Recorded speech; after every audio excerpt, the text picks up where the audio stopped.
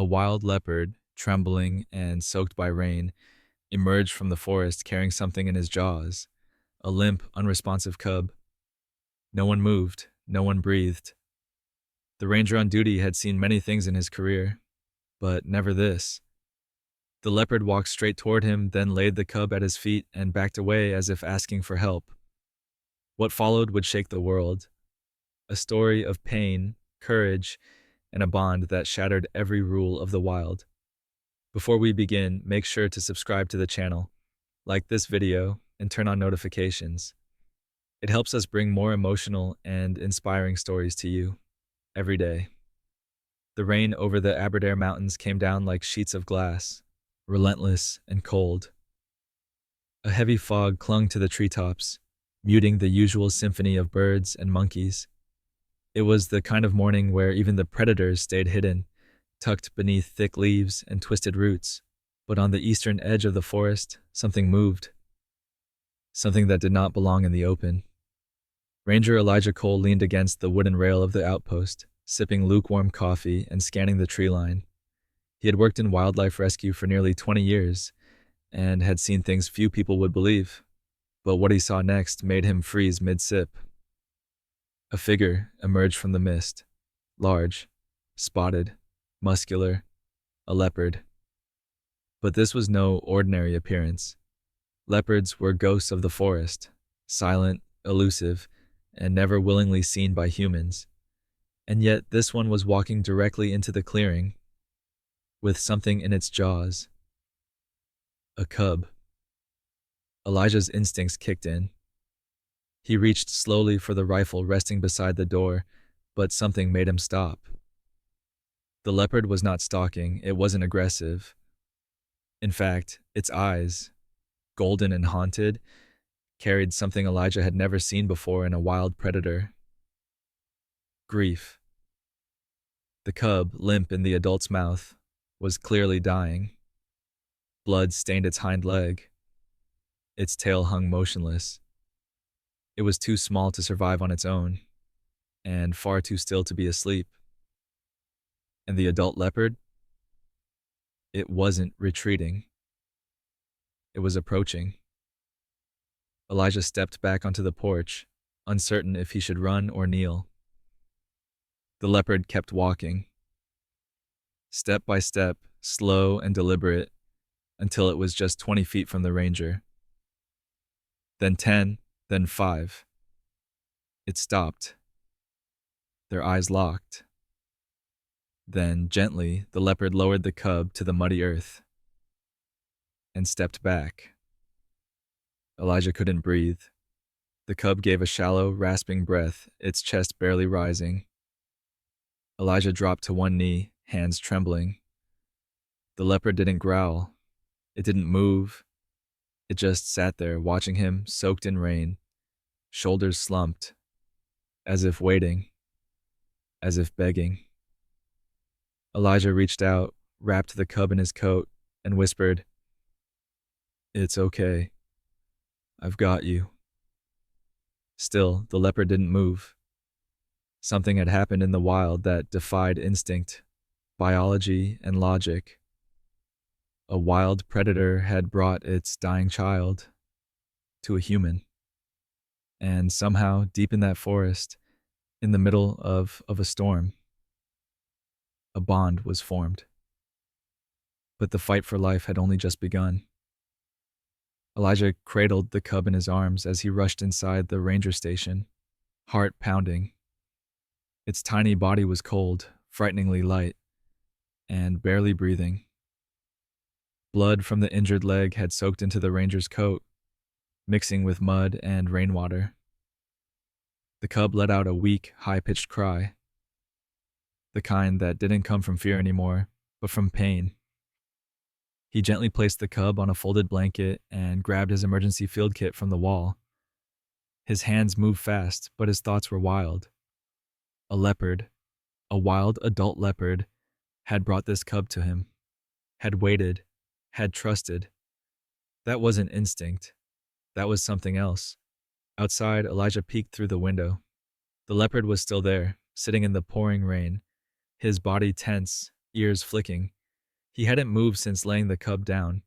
He was watching, but not in threat, in hope. Inside, Elijah worked quickly. He cleaned the cub's wound, applied pressure, wrapped the leg with gauze, and started preparing the IV.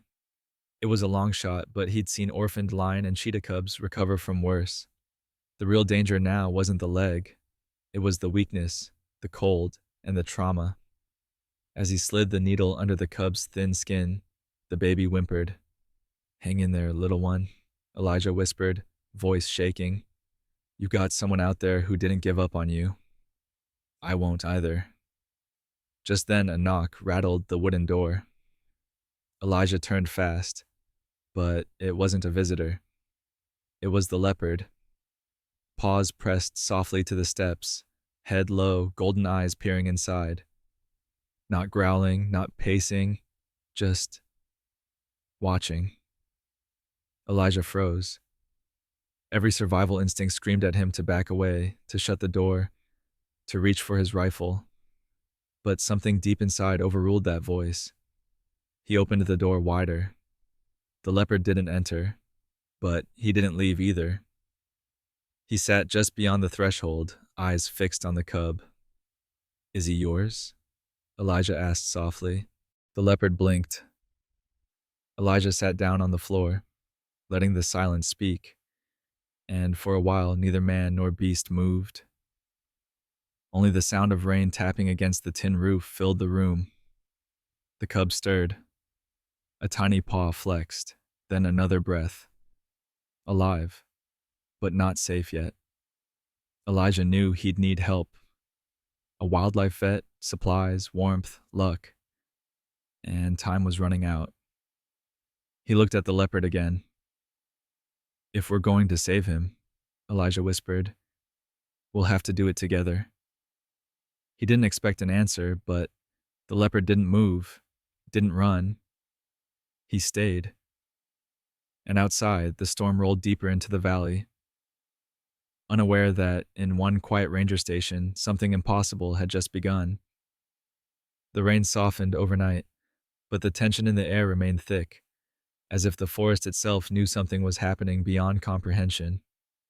Elijah hadn't slept. He sat beside the cub all night, gently monitoring its breathing, checking the wound, keeping it warm beneath layers of towels and a heating pad powered by the solar generator. The cub was stable now, still weak but alive. And outside the station, the leopard was still there. He hadn't moved far.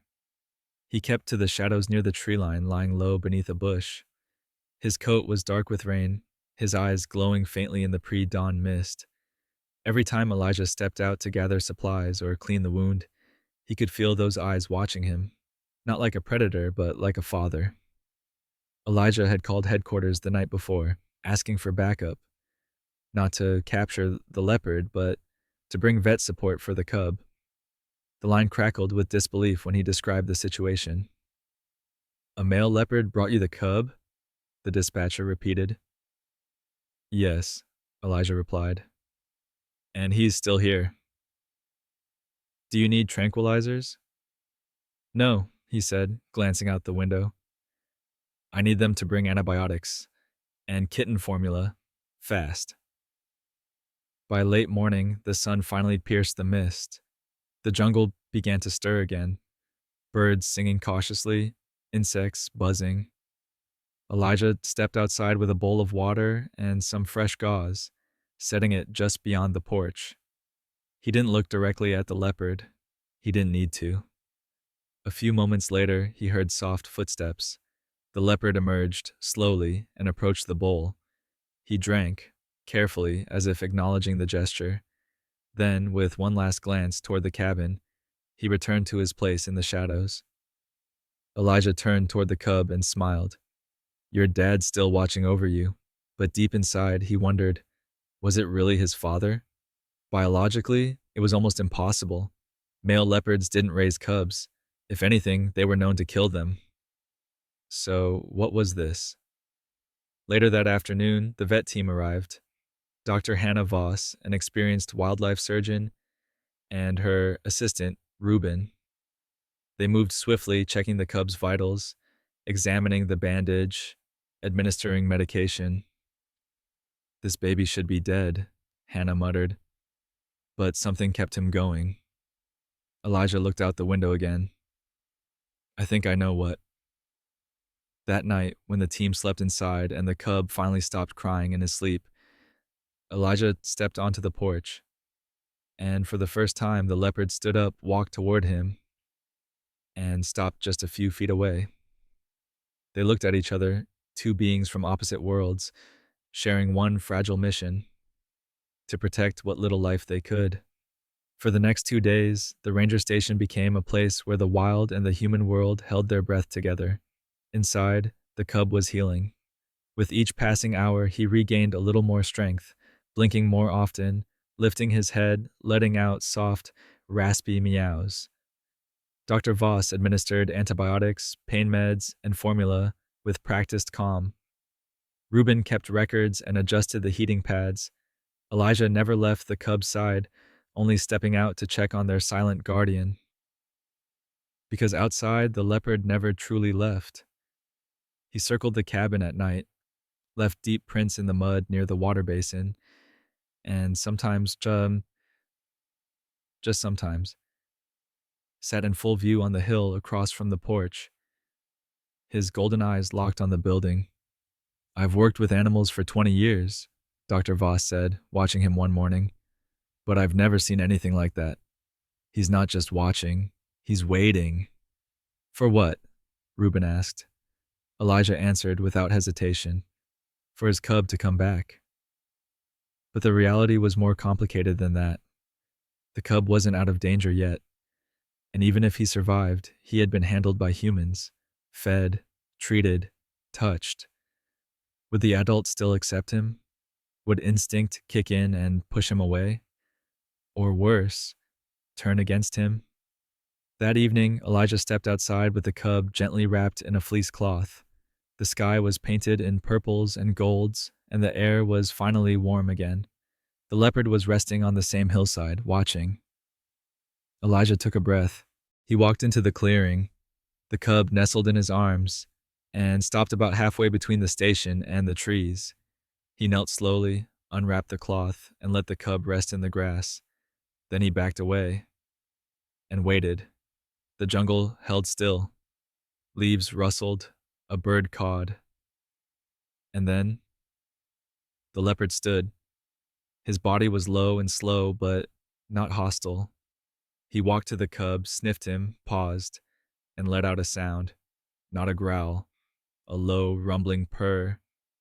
The cub mewed in reply and tried to stand, but wobbled and fell. The leopard didn't retreat. He lay beside him, curling his body protectively around the small form, as if to say, "You're still mine." Tears welled in Elijah's eyes. He remembered him, Reuben whispered. No, Elijah said softly. He never forgot. But what happened the next morning would turn this quiet miracle into something much bigger. Because someone had filmed everything, and the world was about to see. The next morning, as sunlight filtered gently through the trees, the ranger station's satellite internet finally stabilized. Elijah uploaded the overnight footage, not thinking much of it. Just a short clip from a trail camera stationed at the edge of the clearing. It showed the leopard approaching the cub, curling around him with a tenderness that shouldn't have been possible for a predator. By the time he returned from refilling the water tank an hour later, his phone was buzzing nonstop.